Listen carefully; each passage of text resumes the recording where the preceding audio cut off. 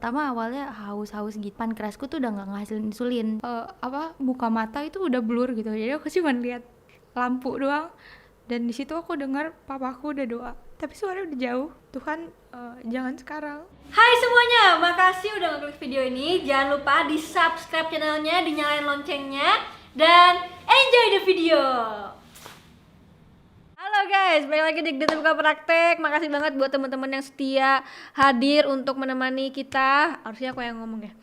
Oke, nah ini kita menyambut Hari Diabetes Sedunia yang jatuh pada besok tanggal 14 November. Jadi aku datengin narasumber khusus untuk menyambut Hari Diabetes Sedunia. Jadi beberapa waktu lalu sempat muncul nih di FYP TikTok, ya kan? Halo. Jadi aku mau jawab pertanyaan kamu. Bukan jawab sih, lebih tepatnya praktekin. Ini udah hampir jam 9. Aku tahu ini telat banget, tapi aku baru mau makan. Yang bikin aku bingung, kenapa kok setiap makan anak ini kok selalu nyuntik gitu kan? Bukan nyuntik aneh ya guys, jadi nyuntik. Jadi kita kenalan dulu nih sama Margo Steffi. Miripnya sama Steffi Zamora. Mirip. Margo, thank you banget udah datang ke sini. Aku sebenarnya pengen kamu untuk sharing-sharing aja sih ke teman-teman di rumah tentang apa yang kamu alamin sekarang. Kan kalau kita tahu nih, biasanya memang diabetes itu tidak pandang usia. Cuman kebanyakan memang diabetes itu sama orang-orang yang sudah berumur. Tapi kamu 20 tahun sudah harus sudah harus mengalami itu gitu. Nah, kamu mau boleh cerita nggak kapan sih kamu didiagnosa terkena diabetes? Sebenarnya diagnosanya itu awal tahun kemarin ini. Awal tahun ini didiagnosa setelah tes HbA1c. Itu jadi bulan-bulan Maret lah itu terdiagnosanya. Pas abis ulang tahun terdiagnosa diabetes tipe 1. Oke, emang sebelumnya itu kamu ada sesuatu apa yang bikin kamu akhirnya tes? Sebenarnya dari tahun 2019 akhir tahun itu aku udah ngerasa haus terus, lapar terus gitu. Aku tuh makan udah gak kontrol sama sekali, dan emang aku suka banget manis, suka banget minum boba gitu-gitu kan. Terus aku pertama awalnya haus gitu, dan aku pikir oh ya udahlah, haus doang kok, gejalanya nggak begitu ini kan. Dan aku nggak ada kepikiran sama sekali buat kepikiran sakit diabetes gitu loh. Ya udah, terus akhirnya gitu aja, jalanin aja terus sampai akhirnya aku sempat pingsan juga, sempat udah minum tuh 1 galon 1 hari. Aku pikir ini udah nggak bener lagi nih, aku harus periksa, dan akhirnya aku putusin buat periksa setelah tahun baru, bulan Januari aku putusin buat periksa. Nah, setelah periksa akhirnya? Setelah periksa tuh dokternya, aku pertama ke puskesmas nih, ke puskesmas karena aku pakai BPJS waktu itu. Terus di puskesmas tuh diagnosanya cuman, kamu dehidrasi nih. Aku malah dikasih Oralit dan obat dari dokter, tapi aku berpikir kayak ini kayaknya nggak bener deh, karena gejala nggak berubah sama sekali, nggak berkurang. Justru aku makin haus terus. Terus akhirnya ya udahlah, aku punya tabungan, aku nggak bilang sama mama sama sekali, nggak ngomong karena kan jauh ya di Jakarta. Akhirnya aku putusin aku pakai uang itu buat ke rumah sakit yang benar gitu. Dan di rumah sakit yang aku tes ini, dokternya udah menjurus kayaknya nih diabetes nih, tapi dia nggak mau langsung lutut dulu diabetes gitu. Dia nggak mau bikin aku down. Akhirnya dia bilang yaudah, kita bikin komitmen aja, kamu tetap kontrol rutin selama 3 bulan, nanti kita tes HbA1c kayak gitu. Oke. Nah, akhirnya di bulan Maret akhirnya kamu tes. Iya, akhirnya bulan Maret itu tesnya. Hasil 3 bulan belakangan gitu. Hasilnya itu 10%.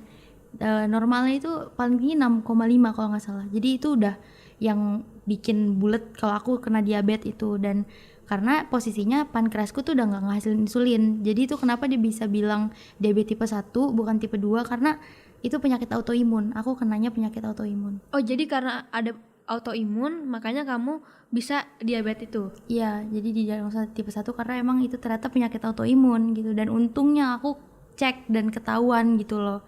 Ya, makanya itu juga yang kalau misalnya kita ada yang aneh-aneh atau berubah apa tuh sebaiknya memang sebenarnya langsung dicek aja. Takutnya ada hal-hal yang kita di luar kontrol kita kan, karena kita kan juga manusia. Kenapa ada dokter ya untuk menjelaskan apa ini penyakitnya gitu.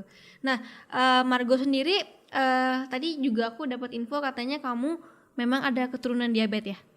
Cuman nenek aku diabetes tapi tipe 2. Jadi emang sebenarnya bukan karena keturunan. Tapi kamu tahu tipe-tipenya itu? Tahu. Kayak gimana coba? Kalau mungkin kan teman-teman di rumah juga mau diperjelas. Maksudnya kalau tipe 2 itu kan dia karena gaya hidup. Jadi kita biasanya kena ke orang tua, orang dewasa suka minum manis, jadi melebihi kadar gula harian, itu dia resikonya tinggi kena diabetes tipe 2. Nah, nenekku diabetes tipe 2 gitu. Jadi tapi yang anehnya memang aku tipe 1 dan itu nggak keturunan karena memang dia pure karena emang autoimun, penyakit autoimun ini. Mungkin karena penyakit autoimun terus ada keturunan juga nggak? Nggak juga. Kayak aku kurang tahu juga sih. Tapi kalau dari keluarga inti itu nggak ada, mama papa nggak diabetes sama sekali, kakak nggak juga. Jadi malah pas dokter aku yang baru ini yang di Karus, dia bilang aku yang malah pembawa gitu. Jadi nanti aku yang pembawa gitu. Ke anaknya. Bisa ke anak atau kemana gitu. Cuman katanya justru aku yang pembawa loh, bukan kamu, bukan karena keturunan gitu. Mama papa kan enggak. Kamu sering aus waktu itu berat badannya turun? Iya, jadi aku itu lapar terus. Laparnya itu udah Nggak normal. Nggak normal. Aku makan mie instan sampai 3 dalam satu kali makan. Terus siang makan itu bisa sampai 7 kali makannya, dan aku sempat naik ke 62 kilo waktu itu di sana. Tapi pas yang mulai haus-haus dan lapar ini, anehnya tuh malah tiba-tiba drastis turunnya. Jadi dari Januari ke Februari itu aku hampir 20 kilo turunnya. Jadi itu tuh benar-benar turun terus. Nah, di situ aku juga pikir kayaknya nih nggak normal deh gitu. Tapi pas yang udah 62 tuh aku udah dibilang sama temen kosan kayak kamu gemuk banget gitu, kamu udah gemuk banget. Nah, di situ aku olahraga kayak aku coba-coba diet gitulah. Tapi ternyata aku olahraga jarang tapi kok drastis banget turunnya gitu. Ya udah, itulah yang aku kasih tahu ke dokter semuanya, dan dari ciri-cirinya itu dokter udah pasti langsung kayak tahu nih kayaknya kamu diabetes nih gitu. Apa sih kebiasaan yang dokter bilang bahwa menyebabkan kamu itu diabetes? Sebenarnya kalau yang karena aku tipe 1 ya, jadi nggak bisa dibilang kebiasaan aku minum manis juga, tapi aku justru kan sadar mau ngeceknya nih karena minum minuman manis gitu loh. Jadi memicu gitu. Penyebabnya tuh makin jadi gitu loh. Tapi sebenarnya kamu kenapa bisa ada di diabetes itu sebenarnya karena autoimun kamu. Iya, karena autoimun. Tapi ditambah lagi memang dari dasarnya aku suka manis. Jadi gaya hidup. Iya. Dan juga autoimun. Tapi gaya hidup kamu sebenarnya berlebihan gak sih suka manisnya? Iya, berlebihan banget dari kecil. Suka gadoin susu kental manis gitu.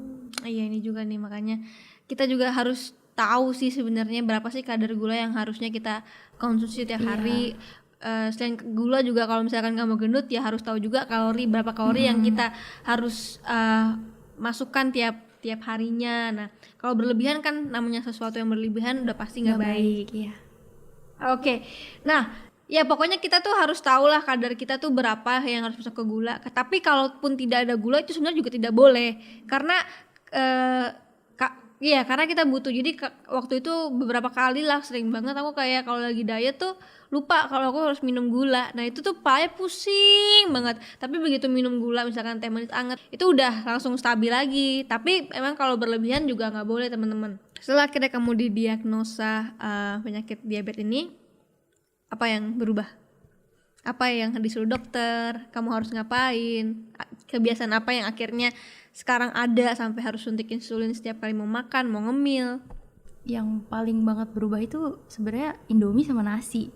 Jadi kayak hal yang paling aku suka, hal yang emang jadi gaya hidup aku itu semua udah dicoret bener-bener. Kayak mulai hari ini enggak nasi. Sebenarnya waktu itu nasi aku masih makan pas awal-awal diagnosa, tapi ternyata itu nggak baik gitu di tubuh aku. Jadi aku udah suntik tapi kok masih tinggi terus gitu gula darahnya. Akhirnya coba kamu stop, kata dokter, coba kamu stop. Setelah aku stop nasi itu baik, hasilnya tuh masih normal, masih stabil gitu. Terus coba lagi kamu makan gitu, kita biar tahu titik kesalahannya di mana. Tapi ternyata memang ketika makan nasi putih itu indeks glikemiknya tinggi banget, sama kayak Indomie juga. Jadi ya udah, akhirnya aku stop. Sampai sekarang aku nggak makan nasi. Nasi apapun, nasi hitam, nasi merah? Nasi merah dulu sempet juga, tapi masih tinggi juga. Akhirnya aku stop. Nasi hitam? Belum Belum pernah coba. Enggak sih. Tapi dokter juga nggak nyaranin kamu ganti nasi pakai apa, kan nasi kan juga sebenarnya karbohidrat yang dibutuhkan. Iya sih, cuman disaranin ya udah kamu oatmeal suka nggak gitu. Kebetulan aku suka oatmeal kan, jadi aku setiap hari makannya oatmeal sama atau enggak roti gandum 1 slice aja gitu. Sebenarnya hambar banget sih karena setiap hari aku ngulangin itu terus-terusan. Dan kalau yang paling sedih tuh makan di luar sama mama papa. Kalau mama papa pesen apa, aku tuh bawa bekal gitu loh. Jadi kayak nggak bisa nikmatin makan di luar. Terakhir kali aku makan sama papa mama kejang besoknya karena aku makan kue tiaw goreng kan. Terus habis makan kue tiaw goreng semuanya baik-baik aja. Aku insulin itu suntik sampai 2 double dosisnya, tapi besoknya aku kejang, ketinggian gula darahnya udah nggak kontrol sampai mata aku blur. Di situ aku udah takut banget. Tangan aku udah kaku sampai mama tuh yang fobia suntikan paksa suntik ke perut aku gitu karena gak bisa nih, aku bisa kenapa-napa gitu kan. Akhirnya disuntikin, itu pas suntikan aku yang 15 menit tuh habis, jadi tinggalnya 30 menit baru bereaksi ke pankreas. Itu 30 menit terlama dalam hidup aku yang pernah aku rasain. Aku nahan sakit, kepalaku sakit, terus aku buka mata itu udah blur gitu, jadi aku cuma lihat lampu doang. Dan di situ aku dengar papaku udah berdoa gitu, tapi suara udah jauh. Terus aku cuman doa dalam hati, aku bilang, Tuhan jangan sekarang, aku masih punya mimpi yang harus aku raih gitu di situ. Terus puji Tuhan 30 menit aku bisa lewatin dengan baik. Aku pelan-pelan suara papa sama mama tuh udah mulai deket lagi gitu. Di situ aku nggak bisa berhenti berdoa gitu dalam hati. Aku selalu bilang Tuhan itu baik gitu. Tuhan punya satu rencana di diri aku untuk aku bisa berguna buat orang lain gitu. Jadi di situ, dari hari itu kenapa aku selalu bilang di video-video aku gitu, kalian jangan sampai lupa bersyukur setiap hari karena Tuhan itu baik gitu. Tuhan tuh luar biasa. Aku selalu bilang. Cuman gara-gara makan kue tiaw aja ya kamu bisa hampir di ujung akhir hidup kamu ya. Gila, itu kita masih bisa nikmatin kue tiaw, itu udah harus bersyukur banget ya kalau lihat kamu kayak gitu. Berarti kamu sampai sekarang makannya oatmeal. Itu oatmeal pun harus disuntik dulu ya? Iya, oatmeal juga kan karbohidrat juga. Jadi tetap apapun snack juga suntik gitu. Oh, apapun. Kalau makanan yang sehat yang tidak ada gulanya pun juga sama. Dilihat-lihat dulu sih, kalau kayak cuman sayur sedikit dalam jumlah sedikit aku enggak. Tapi kalau buah aku tetap, karena buah kan kandungan gulanya juga ada dalam buah. Jadi aku tetap suntik. Cuman dosisnya enggak sebanyak kalau aku makan berat gitu, Makannya tiap hari sekarang apa? Oatmeal pagi, terus oatmeal, roti 1 slice, terus malamnya kadang mama masak sayur dikasih ayam, udah gitu aja. Ayam boleh ya berarti ya? Iya, dada ayam tapi yang nggak berlemak gitu. Siangnya itu oatmeal. Kalau pagi biasanya roti. Pagi roti, terus siang oatmeal. Oatmeal. Terus malam itu. Malamnya barulah yang agak proteinnya banyak kayak kacang-kacangan gitu. Berarti sebenarnya insulin tuh gunanya untuk karena si pankreas ini tidak menghasilkan insulin lagi. Jadi harus dari luar gitu. Kan kita apapun yang masuk kan jadi gula kan. Gulanya harus dicerna sama si insulin ini. Tapi karena insulin aku nggak ada, itulah kenapa aku harus suntik terus supaya bisa kayak kakak, bisa normal makannya. Sebenarnya poinnya itu, titiknya ya itu, bersyukur. Di saat aku bisa bersyukur, di situ aku bisa nerima apapun yang udah Tuhan kasih. Apa yang membuat kamu bersyukur di saat kondisi kamu yang sekarang sebenarnya tidak diinginkan sama banyak orang? Yang buat aku bersyukur adalah Tuhan masih kasih aku sampai hari ini, masih bisa stay di sini, masih bisa ada, masih bisa berguna buat banyak orang. Itu yang buat aku bersyukur. Mantap. Ini katanya juga kamu pernah pingsan di kamar kosan terus gak ada yang nolong. Itu waktu kapan? Itu tuh udah awal tahun. Pas zaman-zamannya lagi parah-parahnya. Iya. Itu pingsan karena itu malam, dan kalau tidur pasti paginya bangun gitu. Jadi itu udah terlalu lama. Aku udah sadar, oh iya pas aku bangun itu lemesnya luar biasa, terus aku keringet dingin juga, tapi di situ posisinya juga udah malam lagi, jadi aku mau gimana nih, aku nggak bisa juga ke rumah sakit gitu, nggak mungkin. Akhirnya aku makan, itu makan masih lapar haus gitu. Nah besoknya baru aku putusin ke rumah sakit. Dari situlah udah mulai aktif ke rumah sakitnya tuh dari situ. Berarti kamu sekarang cuma minum air putih? Iya, air putih aja sama kopi. Kopi boleh? Kopi hitam. Teh juga Teh boleh? juga boleh. Tapi yang nggak ada gulanya? Iya, yang penting nggak boleh sama sekali gula pasir, kecuali kalau lagi drop. Iya, kalau drop itu wajib harus gula pasir di bawah lidah 1 sendok. Kebetulan 2 hari lalu aku drop, sampai kemarin pun masih. Drop gara-gara sakit atau gimana? Sebenarnya kalau tipe 1 itu justru yang riskan banget gitu, bisa tiba-tiba tinggi banget dan bisa tiba-tiba drop banget walaupun aku makannya udah benar gitu.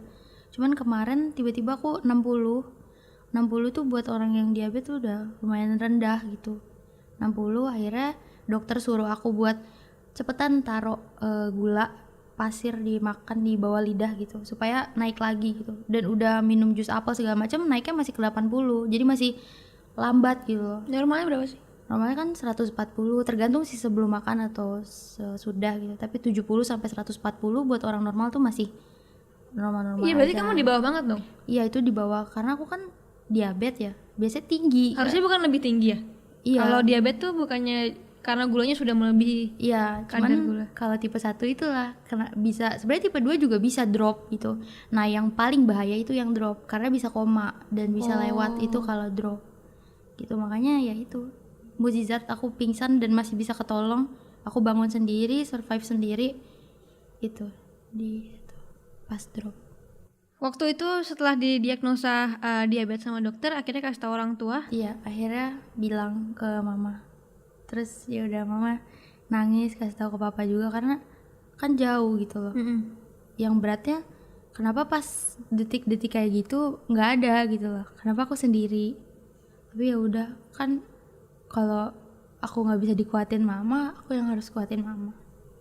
Jadi kamu yang kuatin mama? Karena mama tuh panikan orangnya, panikan. Jadi ya udahlah aku bilang aja nggak apa-apa mah cuman gini doang. Padahal itu sebenarnya aku udah stres banget di kosan. Udah karena dari situ kan aku udah nebus insulin tuh di rumah sakit kan, karena udah nggak bisa tanpa insulin.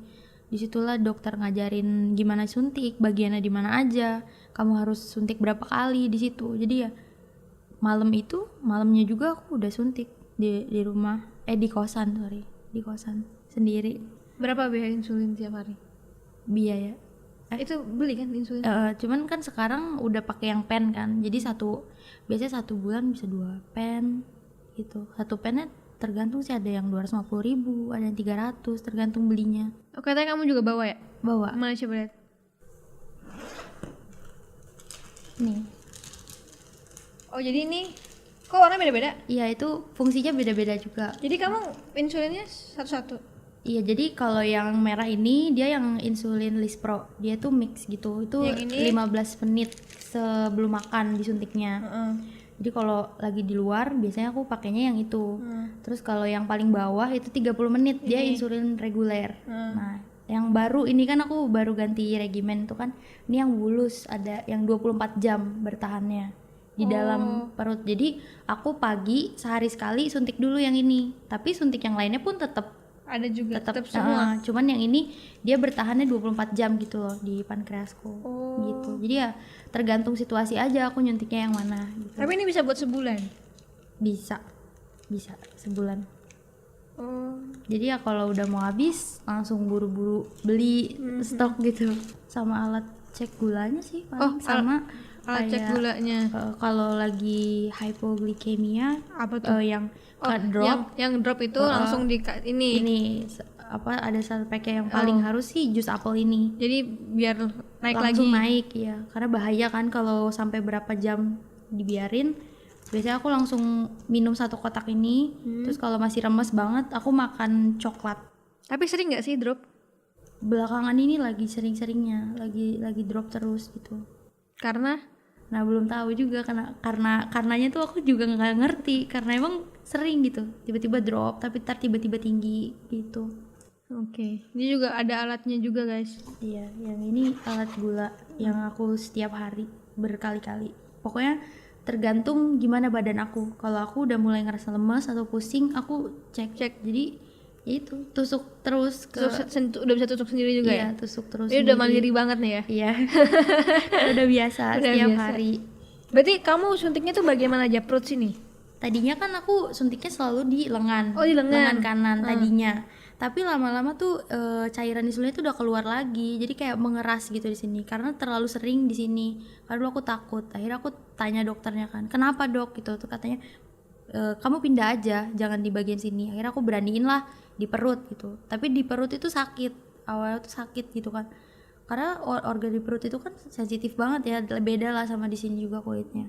Ya udah akhirnya beraniin, sekarang udah terbiasa di perut, kadang kalau itu di paha, jadi ganti-ganti. Tapi nggak apa bebas gitu ya? Pokoknya yang penting di tubuh. Sebenarnya di luar lengan, terus di paha bagian luar sama di perut, di luar di sekitar pusar, jangan dekat pusar gitu. Paha kan sakit. Iya, paha juga sakit. Sebenarnya sakit semua sih Kak, cuma karena udah biasa jadi udah gak ngerasain lagi jarumnya masuk tuh udah ya udah kayak tinggal ini. Aduh. Berarti kalau sebenarnya kamu tahu kan kalau misalkan disuntik sebelum makan tuh gunanya untuk apa sih? Iya gunanya ya supaya gula yang masuk dari makanan itu tercerna karena posisinya kan aku nggak ada insulin jadi ya digantiin dari luar insulinnya harus injeksi. Berarti benar-benar sebelum makan nih udah harus kamu Iya suntik. kecuali kalau aku lagi drop aku makan dulu baru bisa selagi makan aku suntik atau setelahnya aku suntik gitu. Aku bawa juga sih kayak kotak jarumnya nih. Aduh. Jadi ini jarum buat insulinnya. Jadi kan setiap buka harus jarumnya ganti. Terus ini yang buat cek gulanya, jarum-jarum kecil ini yang buat strip gula. Ini alkohol swabnya karena harus bersih kan, harus steril. Ini plaster karena kadang-kadang aku berdarah terus muncrat karena aku darahnya encer banget. Jadi baru sekali tusuk aja tuh udah Muncrat. keluar gitu buat siap-siap aja plasternya. Cuman aku waktu itu bikin video banyak yang debat gitu kayak bilang mau bazir banget gitu loh. Emang begitu? Iya. Dimana begitu? Aduh. Aku sampai kayak ada yang judge gitu. Kamu mau bazir banget tuh namanya buang-buang jarum gitu. Ya Tuhan. Tapi dokter aku bilang steril itu paling penting gitu loh. Walaupun ini nggak di-share ke siapapun, Iya. tapi kan kita nggak tahu kan itu udah kena udara dan segala macam kuman. Jadi aku pasti ganti Iyalah setiap harus suntik. ganti udah itu harus ganti banget. Lu kalau udah dibuka itu kan udah kepapar Iya. udara. Nah, sekali udah masuk sini kita nggak pernah tahu gitu. Mau masuk maksudnya udah kepapar udara kan pasti kalau ada kuman-kuman yang masuk ke Iya. darah kita gimana? Ya mendingan Dengan ganti lah. ganti. Aku juga ganti pasti. Nah, Margot kan gula darah kamu tinggi terus nih. Terus sekarang kamu harus disuruh diet atau kayak gimana sih? Nah kebetulan aku habis buat video-video gitu aku ketemu, jadi aku di DM sama salah seorang dokter. Dia bilang aku kayaknya nemu ada yang salah deh sama kamu karena gula darah kamu kok tinggi terus. Kamu mau nggak aku tanya-tanya gitu buat mastiin apa nih yang salah gitu. Akhirnya aku bersedia, dia tanya-tanya segala macam dan akhirnya dia telepon mama jelasin segala-galanya gitu karena kan posisinya aku belum pernah ketemu sama dokter ini. Terus akhirnya mama bilang oh ya udah nggak apa-apa tapi dengan catatan ada hal-hal yang harus disiapin sama mama dan segala macamnya itu biaya juga gitu kan. Akhirnya kita deal di situ dan aku ngikutin cara diet gitu ya yang disuruh sama dia. Jadi makan aku ditakar, aku harus makan telur itu ngebus proteinnya itu harus banyak. Aku juga dicoba pakai kafein juga. Jadi sebenarnya pengen tahu nih si ginjal aku nih masih berfungsi baik gak gitu. Dan dosis insulinnya itu 2 kali lipat naik. Jadi aku dulu tuh 8 gitu kan, around 8 terus diganti ke 14 sampai 16. Itu tinggi, tapi ya itu dia bilang emang beresiko, pasti beresiko, tapi itu buat kebaikan juga gitu. Jadi kamu kalau misalkan kamu tetap bertahan di regimen yang lama, nggak bisa nih pankreas kamu nanti entah apa dampaknya yang lain itu bisa bahaya gitu. Kamu tinggi terus, gula darah yang tinggi secara terus menerus tuh nggak boleh, nggak baik banget gitu kan. Akhirnya deal, aku ngikutin. Di situ aku ngerasa aku lapar banget karena nggak cukup makan telur doang itu buat aku nggak cukup banget. Apalagi air tuh ditakar, bener-bener ditakar gitu. Tapi Puji Tuhan selama aku pergantian regimen itu diri aku kuat dan hasilnya bagus. Aku pertama kalinya tuh aku nyentuh ke 140 di situ. Kayak itu normal, Itu normal. bener-bener normal banget. Di situ aku sampai nangis, mamaku juga nangis kayak kaget gitu loh. Wah, bener-bener berhasil nih gitu. Walaupun suntikannya dosisnya tinggi, tapi ya udah nggak apa-apa gitu. Selagi gula darahnya baik gitu. Jadi dari situlah si dokter ini bilang nanti tahun depan bulan Februari kamu cek lagi ya HbA1c-nya. Jadi selama udah ganti regimen nih 3 bulan gimana, bagus nggak HbA1c-nya. Jadi yang tadinya 10% pasti bisa turun gitu. Berarti kemungkinan sembuh ada juga kali ya? Kalau ada. orang kan bilang kan seumur hidup, suntik insulin seumur hidup. Tapi kalau aku pribadi, aku percaya kan teknologi itu terus maju gitu loh. Dulu manual suntik, sekarang ada insulin pump, pompa insulin gitu loh. Kalau aku biaya, semua tergantung biaya gitu kan. Tapi tahun ke tahun pasti bakal ada lagi teknologi yang lebih maju. Mungkin nantinya ada operasi atau apapun yang bisa itu kan. Jadi aku percaya aku bisa sembuh satu hari nanti. Mantap. Oke, tapi kamu pernah nggak sih ini kan metode ini ya, apa namanya, metode dokter ya, pernah nggak sih kamu mencoba untuk metode yang herbal? Kan ada tuh kayaknya katanya menurunkan diabetes misalkan gitu, atau kemana gitu kan, ada tuh yang metode herbal yang katanya bisa menyembuhkan diabetes. Pernah nggak?